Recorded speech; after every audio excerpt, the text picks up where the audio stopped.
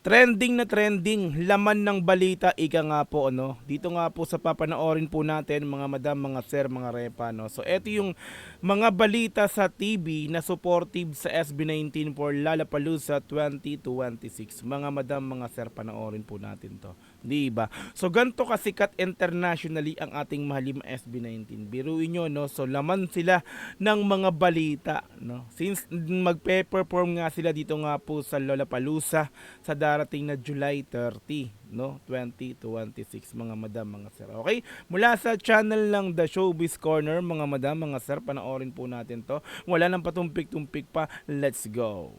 Welcome to my channel, my Showbiz Corner. Viewers, supporters, subscribers. Some entertainment news now. Pinoy pop sensation ANC SB19 Digital. is well-loved not just in the Philippines but around the world. Don Tagala around the talks to world. the group's followers about what made them instant fans. From Times Square billboards to New York City's public performance spaces. Oh, basking sa New York. P-pop group SB19's fandom are always there to show their support for their Mahalima idols. So, hindi In hindi many lang mga Pinoy instances, nandyan. even casual bystanders seeing the Filipino casual, oh. performers for the first time instantly turn into fans. Oh, di ba yung mga bystander lang, yung mga hindi talaga totally fan ng SB19, mga, di ba, mga nanonood lang, mga nandun. So, naging instant fan ng SB19. Ooh, ganun kalakas ang Mahalima SB19, mga madam, mga sir. How the energy that the vibe that's they give us Who's your favorite? is this one. Hindi niya kilala kung sino yung, tinanong siya kung sinong favorite mo sa SB19. Pinakita na lang yung picture, no, sa cellphone. Tapos, Pablo! si Pablo pala. Si Pablo For pala yan. YouTuber Alex O, reacting to SB19's What MV made him an instant fan as early ito as reactor din to. 2021. Foreign reactor to. This is next level. Started off watching a lot of, like K-pop, Japanese music, but then I was getting a lot of requests one day Fanboy. for SB19's What music video. Alex O, no? SB19 fans since April 2021. Oh, matagal na siya. Nauna pa sa akin. 2021 pa to naging fan. So, kasagsagan ng pandemic pa rin to. Hindi pa to totally ano. Di ba? So, sabihin pandemic pa lang, hindi pa ganun kasikat, hindi pa ganun kabulusok yung pangalan ng SB19. Pero talagang fan na siya. Aba. Lalo pa ngayon, no? Tuloy. That was the very first music video I've ever watched or song that I listened to from them, and the rest is history. K-pop fans, including some BTS armies, have also Oh, K-pop fan naman to, no? Mga BTS army to. Mga fan ng BTS. Okay. embraced SB19 and P-pop in general. They write so many songs for their fans as well. I remember in one of their concerts, Pablo said that We Hum was dedicated to their fans. Freedom's dedicated to their fans. So they write songs like they're a personal event, but they also show how much they care about their fans as well. For many 18 old and new, it's all about the talent, artistry, and hard work of SB19. Yes. The musical integrity that SB19 has, Ito. it's off the chart. You really Ang feel galing, every no? single emotion they Talagang mga foreigner nagiging fan din talaga. Grabe, no? So, iba talaga SB19. Let's put go. into it, and they're phenomenal performers. The stage presence is out of this world. When I first became a fan, I didn't know any Tagalog, but it didn't matter at the time because the way, especially when I watched their live Hindi man siya nakakaintindi ng Tagalog. So, walang problema yun. Ika nga niya. No? Tuloy. Tagalog, but it didn't matter at the time because the way, especially when I watched their live performances, I could feel the emotion just by the way they sing it. Michaela Greenwich says sumasabay she pa rin became siya. a fan after she watched Ito SB19's napanood first ko to. Wyatt tour Concert to nung ano. Oo, yung naiyak si ate. Ayan, in naiyak. 2022. That same day, she caught the SB19 bug. They talk about their parents, and unfortunately, mine had passed. So just thinking about them, it just really brought everything out of me. Internationally So talaga. SB19, grabe. I cried for 30 minutes. This Villam 18 even got Sino SB19 to? forever etched on Oo nga, ano to? Mapa.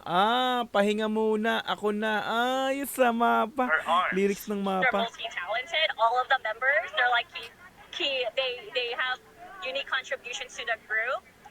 But I think for me, it's how authentic they are and just their personality. Basking nila. 18 Marami say, naging instant with fan dyan. SB19's talent, versatility, and humility, there's no doubt they will continue to grow in numbers, supporting their idols all the way. Nag-drip na sila. Don Tagala, ABS-CBN News, New York. ABS-CBN reporter pala to. Na nag-report from New York, no? Ayos So, ayos din naman pala. Akala ko ang ABS bayan, ABS-CBN is ano. Di ba? Hindi naman pala. Okay, tuloy. 18, mag-ingay, magpa-perform ang P-Pop Kings na SB19 sa Lollapalooza Oy, News sa 5 to. Amerika. Makasaysayan ito dahil sila ang kauna-unahang Yes. Filipino act na kasama sa naturang Laman Music talaga ng Fest balita. sa July 30 SB. to August 4 na yan sa Chicago. Kasabayan nila ang marami pang international artists. Mga grabe rin yung bayan na dyan. This Thursday morning, get Ito naman ready to. for the hottest showbiz PTV chika naman. and kilig moments from your favorite stars. Una na nga riyan, exciting news 18! Dahil SB19 will make history bilang unang Filipino act na magpa-perform sa Lollapalooza 2026 sa Chicago. Ang announcement Kauna-unahan ay talaga. ibinahagi ng grupo sa kanilang Instagram account. Para sa P-Pop Kings, isa itong malaking milestone sa kanilang musical journey. Ang 4-day festival ay gaganapin mula July 30 hanggang August 2. Yes. At tampok ang iba't ibang international At star ang kauna-unahang magpa-perform sa unang araw, SB19 sila yung pinakang Diyan sila naka-line up. Di sa ba? 8 stages. Kabilang sa lineup ngayong taon sina Charlie XCX, Olivia Dean, Ngayong taon, Tate no? McRae, Blackpink Meaning member talagang, Jenny, Lord, taunan. The Smashing Pumpkins, John Summit at The XX. Samantala, todo naman ang excitement ng SB19 sa pagkakataong ito na na-share ang kanilang music sa global audience. Para sa kanila, hindi lang performance ito, kundi pagkakataon na ipakita ang galing at talento ng Filipino artists Yes. sa international stage. Since sila yung kauna-unahan magpe-perform dito, talagang grabe history talaga yan, no? Siyempre, so kauna-unahan, tapos may Pinoy din na nag-perform sa Lollapalooza. Ganito pala kagagaling ang mga Pinoy, 'di ba? Dahil sa SB19 napuri ang Pinoy, napuri ang Pilipinas. May Pilipinong nag-perform dito sa Lollapalooza. SB19 pa, no? Grabe. Galing at talento ng Filipino artists sa international stage. Matatanda ang simula pa noong 1991 ang Lollapalooza ay isa sa pinaka-prestihiyosong musical festivals grabe sa kasi buong yan, mundo. no? So, 1991, bata pa ako, grabe yung mga at yung mga nagpe-perform diyan, talagang mga sikat na. Naririnig ko talaga yan, Lollapalooza na yan, no? So, kaya lang, wala pang Pilipino nagpe-perform dyan, no? So, napanood ako sa mga video ng mga sikat na artist, na mga international artist, no? Talagang dyan, no? Sa Lollapalooza na yan, is grabe yung dyan. Grabe yung festival talaga na yan. So, yun, tulad ito. Ay isa sa pinaka-prestihiyosong musical festivals sa buong mundo. SB19, pasok sa Lollapalooza Music Festival 2026 sa Amerika. Muling dadalhin ng P-Pop group na SB19 ang kanilang talento sa international stage matapos Anong TV mapabilang naman to? sa opisyal na listahan ng Lollapalooza Anong TV 2026. to? Ang Lollapalooza ay isang annual music festival na ginaganap sa Grand Park, Chicago, Illinois sa Amerika. Natatagal mula July 30 hanggang August 2. Para sa mga karagdagang balita, bisitahin ang aming social media pages. TV na to? 18, mag-ingay, magpa-perform Ano naman to? ang News P-Pop 5 Kings naman, na News 5. SB19 sa Lollapalooza sa Amerika. Parang wala pang GMA, Makasaysayan ito dahil sila ang kauna-unahang Filipino act na kasama sa naturang Music Fest sa July 30 to August 4 na yan sa Chicago. Kasabayan nila ang marami pang international artists. Mga bigatin din yung kasabayan talaga nila rito kasi. Okay. SB19 is going to Lollapalooza. ANC. Sa anunsyo ng Lollapalooza nitong Martes ng gabi, bahagi ng kanilang 2026 artist lineup ang Kings of P-pop. Sila ang unang Pinoy TV group Patrol na Express nakatakdang pala to. mag-perform sa naturang Global Music Festival na gaganapin sa Chicago, USA mula July 30 hanggang August 2, 2026. Kasama rin nilang magtatanghal si Filipino-British singer-songwriter Bea Badubi. Ikinagalak naman ng kapwa OPM artists ang magandang balita, kabilang ang Bini na nakatakda namang Okay, tumapak Bini. sa Coachella stage Nasa sa Abril. Coachella sila. Nakatakda na ring buksan ng SB19 sa hindi man Huwebes. wala man sa lineup ng Coachella ang SB19, nasa Lollapalooza naman, which is pinaka na music, pinakang na music festival sa buong mundo, ika nga, no? Ang kanilang Weavers community. Congrats SB19, P-pop Rise at mabuhay ang OP. Gento Yes. ang matinding pasabog. For the P5 first pa rin. time, may P-pop group na mag-perform sa music festival sa Amerika na Lollapalooza. okay. Walang iba kundi ang SB19. Kabilang sila sa lineup ng naturang Music Fest. Makasaysayan yan dahil ang SB19 ang first Pinoy act na kasama sa event. Iba Yes. talaga ang talento ng P-pop Kings. For sure, dudumugin yan lalo't bukod sa SB19, kasama rin sa performers sina Blackpink Jennie, K-pop group, girl groups na aespa at Idol, Grammy awardee Olivia Dean, 5 Seconds of Summer at marami pang iba. Sa Okay. July 30 hanggang August 4, gaganapin ang Yun lang, naging August 4. August 2 lang, madam, August 2 lang. Lollapalooza August 4 daw. pang iba. Sa July 30 hanggang August 4, gaganapin ang Lollapalooza Okay lang sa yan. Chicago, Amerika. Okay. News 5. Okay, ito naman, nice. Usapang trivia na naman tayo. MBC Hashtag TV. Pinoy Pride sa upcoming MBC TV Lollapalooza naman to. 2026. Hindi ko na alam tong balita to, ha. Parang ito yung pinakang hindi ko alam na balitang TV. No? Yung MBC 5. Anong channel to?